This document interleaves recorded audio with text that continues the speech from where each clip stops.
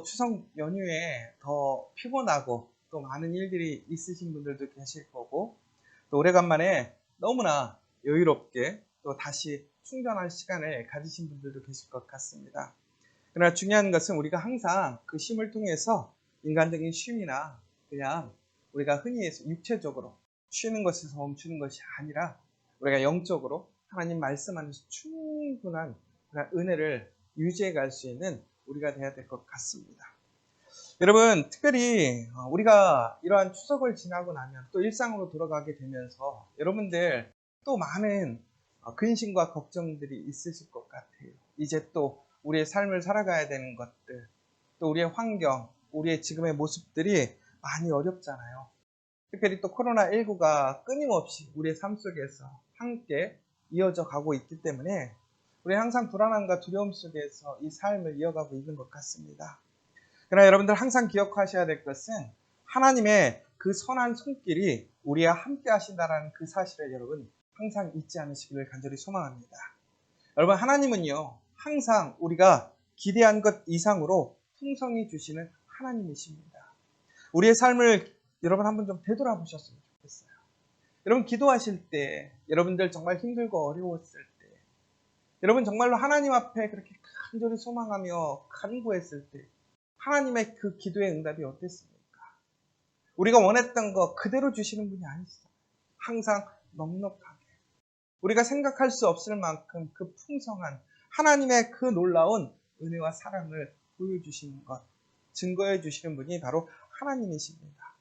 그러면 여러분, 오늘 다시 한번 우리는 그 하나님의 그 선한 손길, 풍성한 은혜를 기대하시는 저와 여러분 되시기를 간절히 소망합니다. 그러므로 여러분들 정말로 하나님께 기도하는 사람이 돼야 돼요. 간구하는 사람이 돼야 돼요.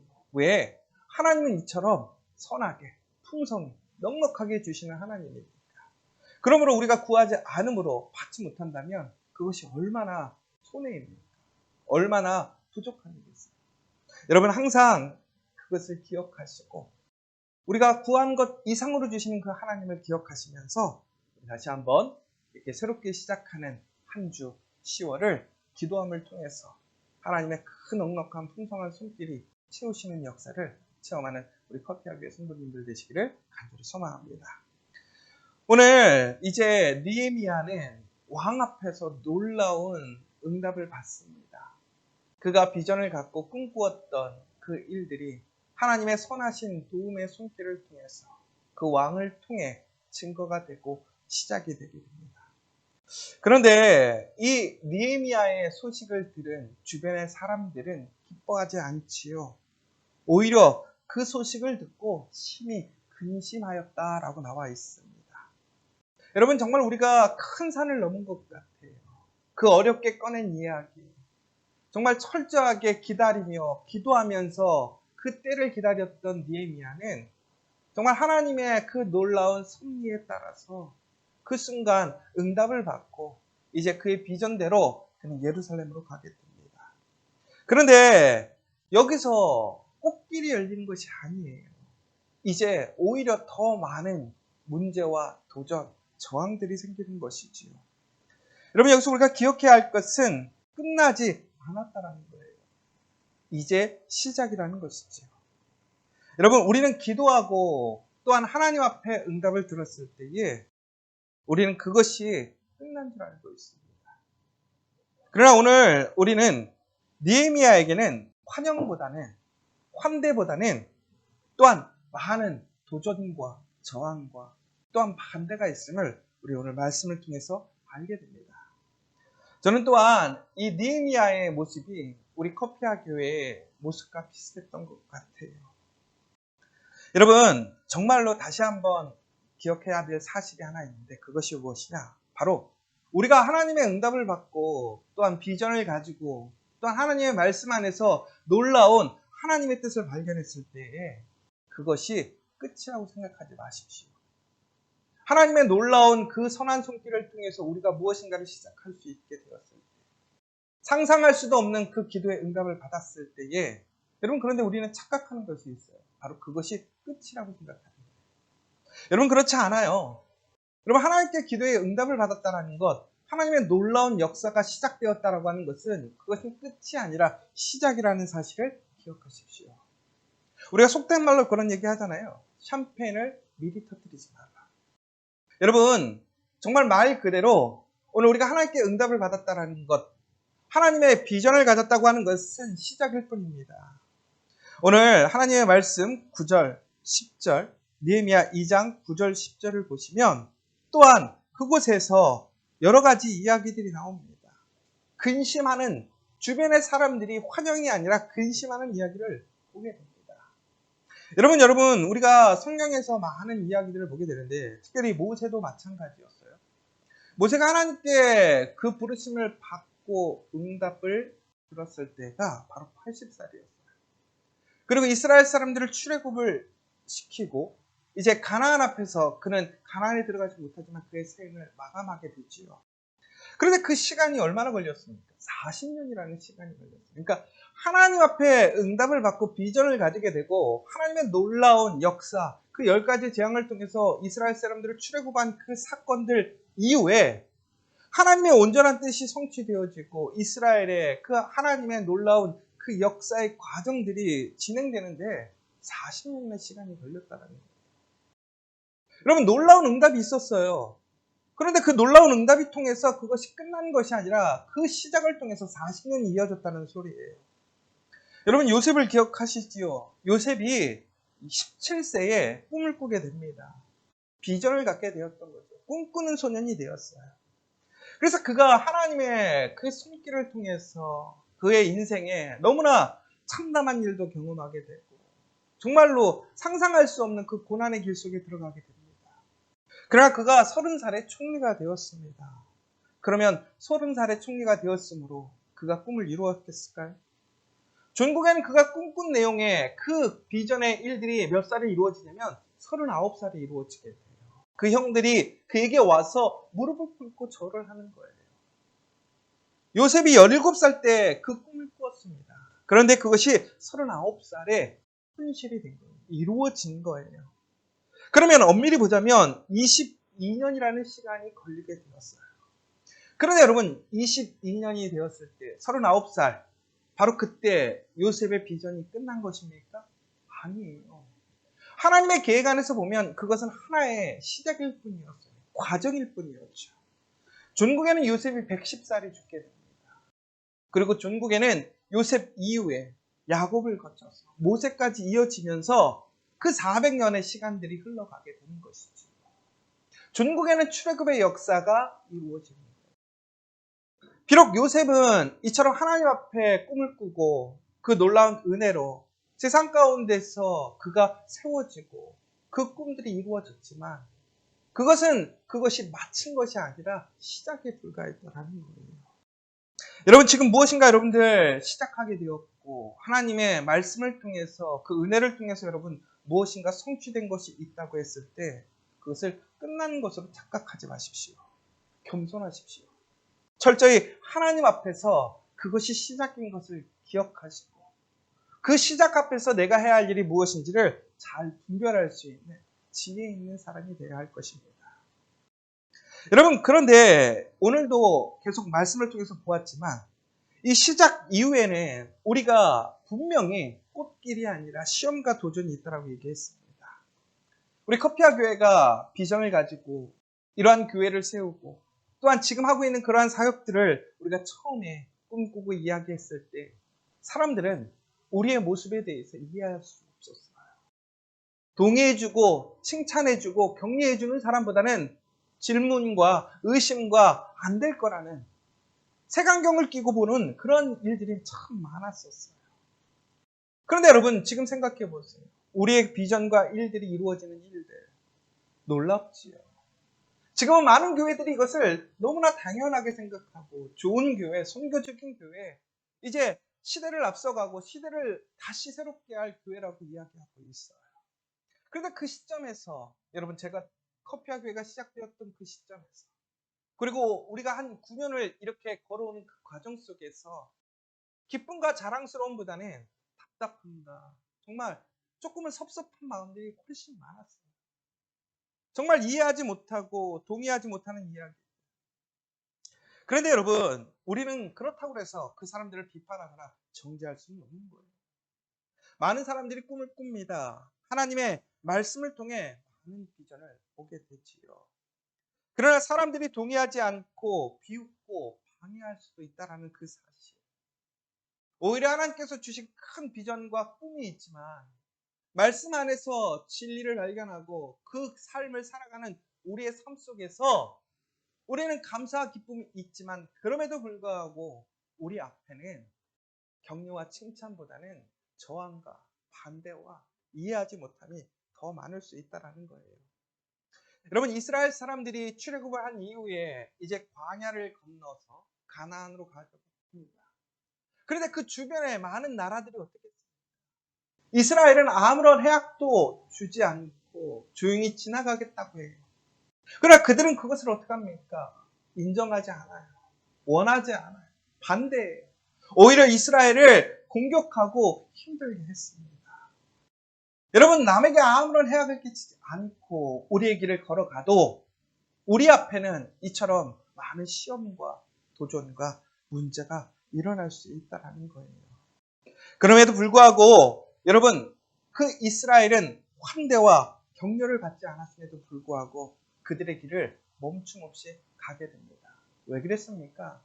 그들의 의지가 특별한 것이 아니라 바로 하나님께서 멈추지 않으셨기 때문입니다.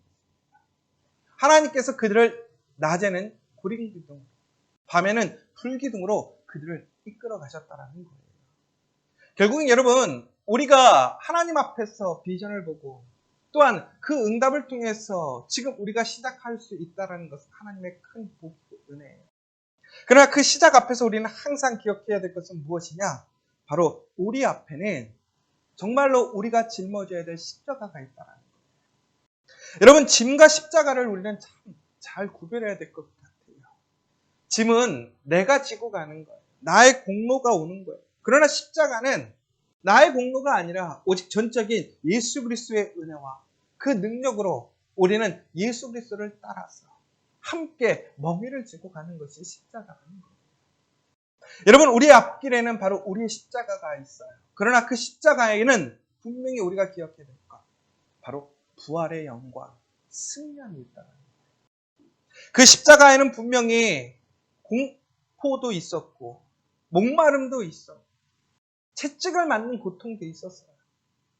그러나 그 하나님께서 예수 그리스도에게 주신 그 비전이 바로 그 십자가를 통해서 천국에는 그 누구도 해낼 수 없는 우리의 모든 죄를 사하게 하셨고 더 나아가서는 죽음을 이기시고 승리하시고 부활하셔서 하나님의 영원한 나라에 그 보좌에 앉으신 예수 그리스도가 되셨음을 우리는 기억해야 될 것입니다. 그러면 여러분, 우리가 정말로 하나님 앞에 비전을 받고 하나님의 일에 참여하기를 원한다면 우리는 이처럼 우리 앞에 시작이 정말 시작인 것을 기억하고 그 시작 앞에 닥치는 그 고난과 그 어려움을 십자가로 우리는 겸손하게 우리는 수용하고 따라갈 수 있는 그 믿음의 사람들이 되어야 될 줄 믿습니다. 여러분, 그런데 바로 이때 우리가 조심해야 될 것은 뭐냐? 우리 앞에 우리의 삶을 막거나 우리의 꿈을 막는 그 사람들에게 감정적으로 대응하지 않아야 한다는 것입니다. 여러분, 우리의 비전과 꿈이 수용되지 않는다면 여러분의 마음이 어떠시겠어요? 여러분들의 그 비전과 꿈에 대해서 좋은 말이 아니라 오히려 부정적인 말 혹은 반대의 의견을 하는 사람들이 있다면 여러분들은 어떻게 하시겠어요? 근데 여러분, 우리는 이때요 매우 감정적으로 대응하게 됩니다. 근데 여러분, 이때 우리가 조심해야 될 것은 우리가 감정적으로 대응할 때 우리가 또한 실수할 수 있다는 거예요. 우리가 교만해질 수 있다는 거예요. 왜 그러느냐?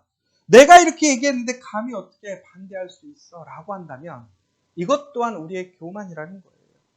또한 반대로 우리가 하나님의 비전으로 나아가게 되는데 사람들이 지지해 주지 않는다고 또한 격려해 주지 않는다고 스스로가 낭망하거나 포기해버리는 것도 그것도 문제인 것이지요. 결국은 여러분, 우리가 그러한 이야기들 속에서 문제들 속에서 감정적으로 대응하는 것이 아니라 우리는 이럴 때일수록 우리는 어떻게 해야 되느냐? 우리는 기도로 대응해야 된다는 거예요. 여러분, 우리가 감정적으로 대응하게 되면요 잠 못 자요. 여러분, 잠자지 못한다고 하는 것은 결국은 뭐냐? 내가 그 생각에 사로잡히는 거예요. 여러분, 내가 감정적으로 대한다고, 잠 못 잔다고 사람이 변하나요? 그 환경의 문제가 해결됩니까? 아니에요. 오히려 우리의 생각은 다른 곳으로 가게 되고 잘못할 수 있는 여러 가지 요소들이 생기게 되는 거예요. 그러므로 우리가 그러한 사람들의 모습 속에서 우리의 감정으로 대응하는 것이 아니라 기도로 대응해야 된다는 거예요. 왜 그러느냐? 오늘 11절의 말씀을 보면 이제 느헤미야가 예루살렘에 와서 사흘간을 머물러 있는 모습을 보게 됩니다. 여러분, 왜 느헤미야가 지금 예루살렘에 도착해서 사흘 동안 가만히 있었을까요? 어떠한 얘기도 성경에는 없습니다. 그러나 여러분 한번 생각해 보세요. 느헤미야는 너무나 설레고 벅찼을 것 같아요. 불가능한 그 일들을 왕의 명령을 바꿔서 그에게 허락해 준 거예요. 더 나아가서 그가 요청한 모든 것들이 이루어졌어요. 채워졌어요. 더 나아가서는 그를 호위해 주는 군사들이 그와 함께 왔어요.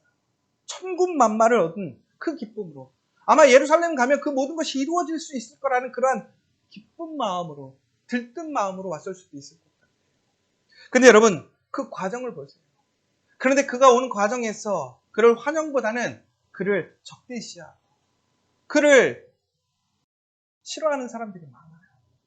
그가 오면서 아마 자세히 볼 수는 없었지만 그 예루살렘에 그 유다의 모습들을 보게 되었을 거예요. 완전히 피폐해지고 황폐해졌어요. 다시 세우는 것이 불가능해 보이는 그러한 상황입니다. 여러분, 바로 그때 우리는 어떻게 해야 될까요? 내가 생각한 것 이상으로 어려움이 있는 거예요. 바로 그때 우리는 무엇을 해야 되느냐? 바로 무릎 꿇고 기도해야 한다는 거예요. 여러분, 제가 추석 연휴 기간 동안 이제 마지막 날, 그러니까 어제부터 또 이제 일상으로 돌아갈 일들, 또 우리가 감당해야 될 일들, 또 코로나 이후에, 또 혹은 이 코로나가 조금 잠잠해졌을 때 우리가 다시 예배를 회복하고, 또 우리 공동체가 모이고, 또 하나님 앞에서 사명을 감당해야 될 우리 커피하교의 사명들에 대해서 좀 생각하고 기도할 때가 있었어요. 그런데 참 겁나고 어려운 것 같아요. 왜? 그냥 코로나가 없었다고 생각해 보세요. 그러면 단순히 우리의 생활이 옛 생활로 돌아가게 됩니까? 우리의 모든 것들이 일상에서 더 좋아지는 일들, 행복한 일들이 많아질까요? 오히려 반대일 것 같아요. 오히려 일상이 회복되어지면 더 많은 고민과 어려움들이 많을 것 같아요. 여러분, 그러면 그때 우리는 무엇을 해야 합니까? 근심하고 걱정해야 될까요? 아니죠. 바로 그 순간 우리는 기도해야 한다는 거예요. 느헤미야는 바로 그렇게 기도하게 되었어요. 그 시작 앞에서 기도하게 되었다는 거예요. 기도할 수밖에 없다는 거예요. 왜? 하나님의 선한 손길이 오늘 그 시작을 이끌으셨던 것처럼 그 모든 일들을 완성하실 것입니다. 하나님은 항상 기도할 때에 우리에게 넉넉하게, 풍성하게, 우리가 기도하지 못한 부분까지도 하나님께서 응답해 주시는 하나님이시니까. 그러므로 여러분들, 정말로 이 추석이 끝나는 오늘 이 시점에 겸손하게, 정말 잠잠히 하나님 앞에 무릎 꿇고 기도하는 우리 커피하교의 성도분 되시기를 간절히 소망합니다. 바로 그렇게 될 때 우리는 어떻게 되느냐? 철저히 하나님의 비전을 이뤄갈 수 있는 사람이 되는 거예요. 느헤미야가 52일간의 그 놀라운 역사, 그 기적을 일으킨 것은 하나님의 그 선한 손길, 하나님의 멈춤 없는 역사, 하나님의 그 운동하심이 있었기 때문입니다. 그러나 그 일에 참여하는 느헤미야는 어떻게 했습니까? 철저히 준비했던 사람입니다. 샴페인을 먼저 터뜨리는 것이 아니라 그 시작 앞에서 겸손히 그가 준비해야 될 것, 하나님 앞에 다시 기도함을 통해서 그가 영적으로 또한 육적으로 준비해야 될 것들을 철저히 준비하고 있었다는 것이지요. 11절부터 12절의 내용을 보면 느헤미야는 이렇게 얘기하고 있습니다. 내가 예루살렘에 이르러 머문 지 사흘 만에 내 하나님께서 예루살렘을 위해 무엇을 할 것인지 내 마음에 주신 것을 내가 아무에게도 말하지 아니하고 밤에 일어나 몇몇 사람과 함께 나갈새 내가 탄 짐승 외에는 다른 짐승이 없더라. 오늘 그가 준비하면서 제일 먼저 했던 일이 뭐냐? 말을 줄이는 거였어요. 여러분, 우리가 좀 착각하는 일들이 있어요. 우리의 비전과 우리의 꿈, 우리는 많이 알려야 된다고 생각해요. 맞아요. 어찌 보면 우리는 그 말을 통해서 우리의 비전과 우리의 꿈들을 심어야 돼요. 그러나 여러분, 여기서 우리가 아주 조심해야 될 것은 뭐냐? 말뿐인 그 말이 되어서는 안 된다는 거예요.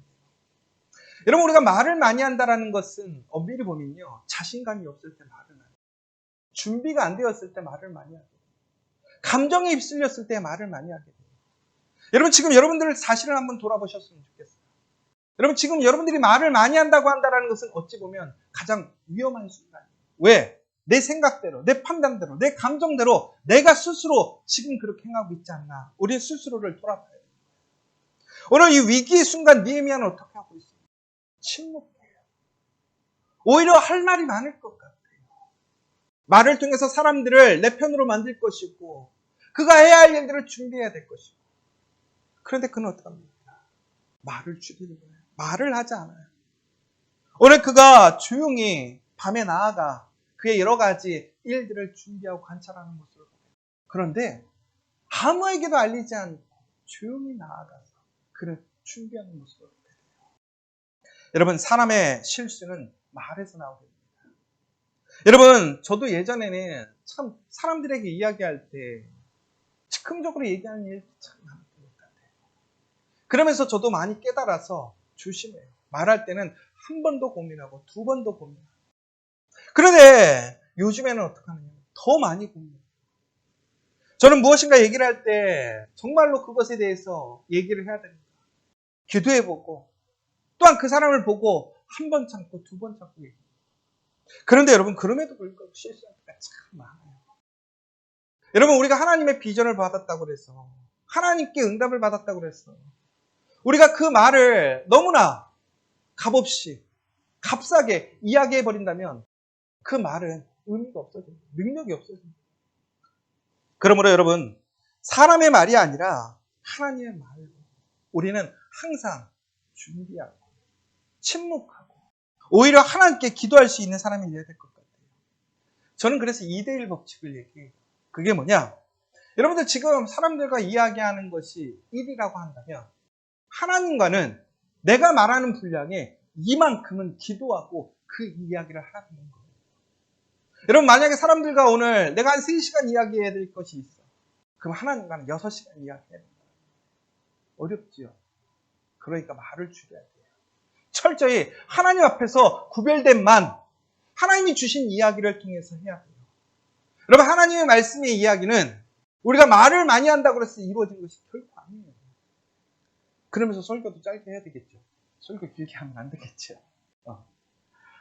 여러분, 정말로 다시 한번 우리의 말 줄이고 하나님의 음성을 듣는 것이 가장 먼저 하나님의 역사를 일으키는 그 준비함이라는 것이죠.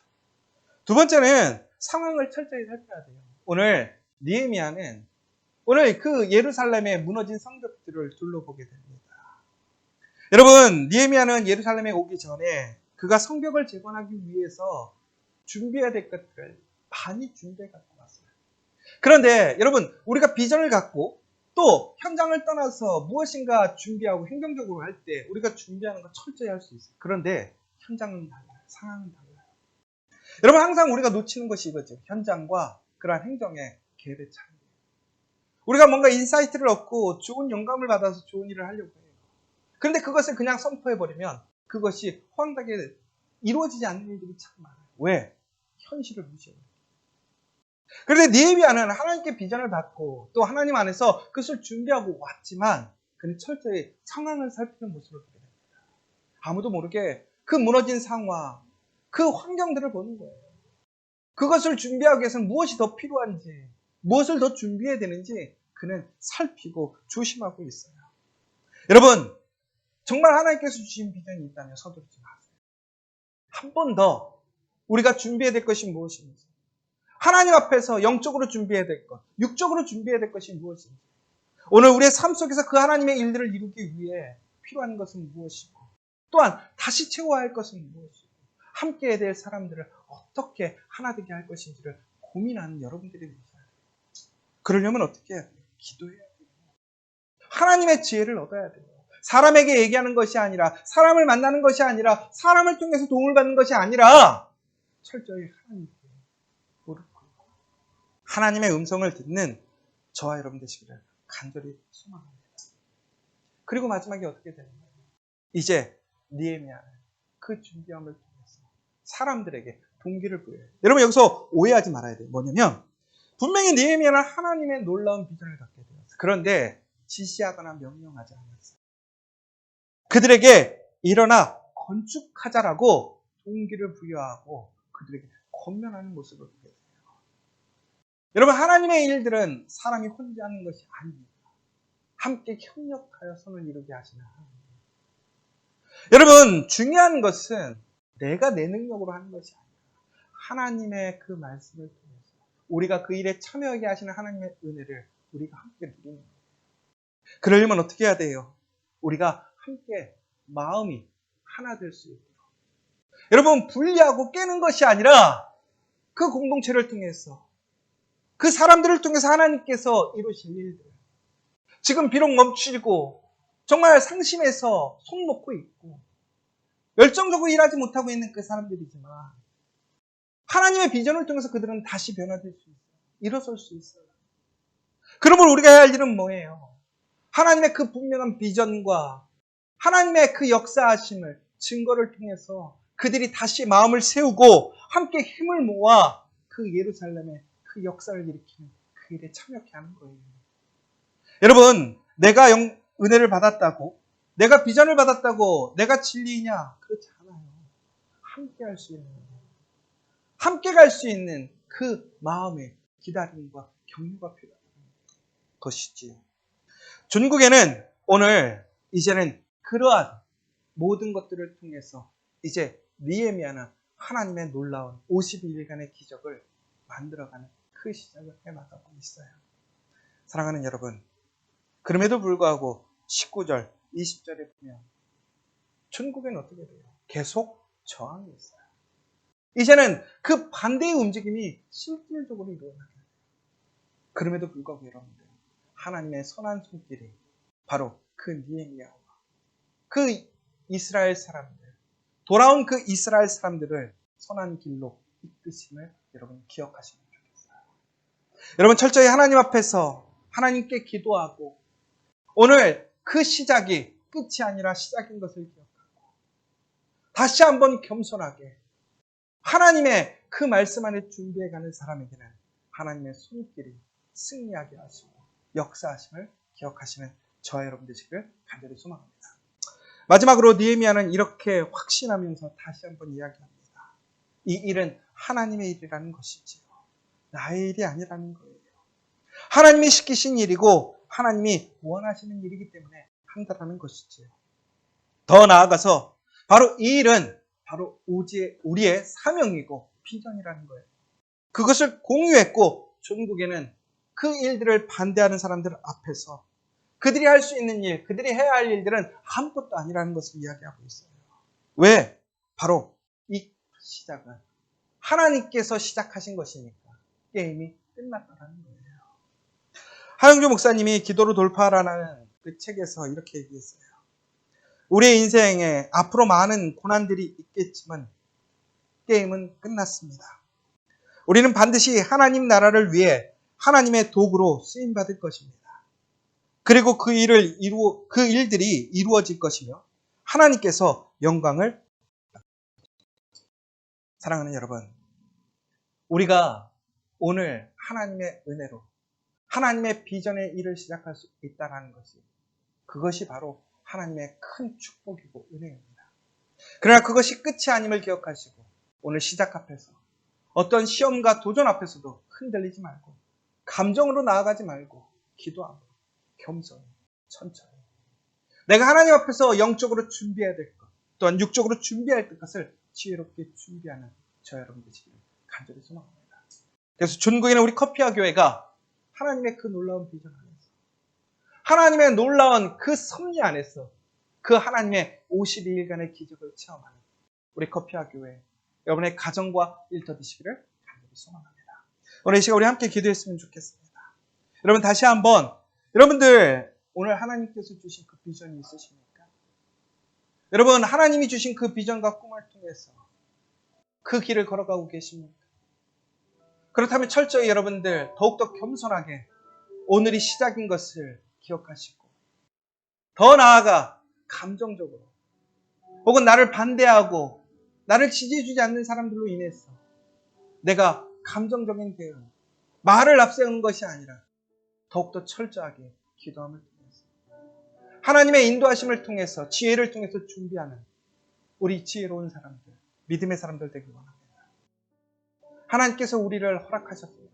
그 선한 손길로 인도하십니다. 그 믿음으로 나아가서 52일간의 그 놀라운 기적, 그 회복을 체험하는 우리가 되기를 간절히 소망하는 시간이었으면 좋겠습니다. 우리 함께 잠시 기도하도록 하겠습니다.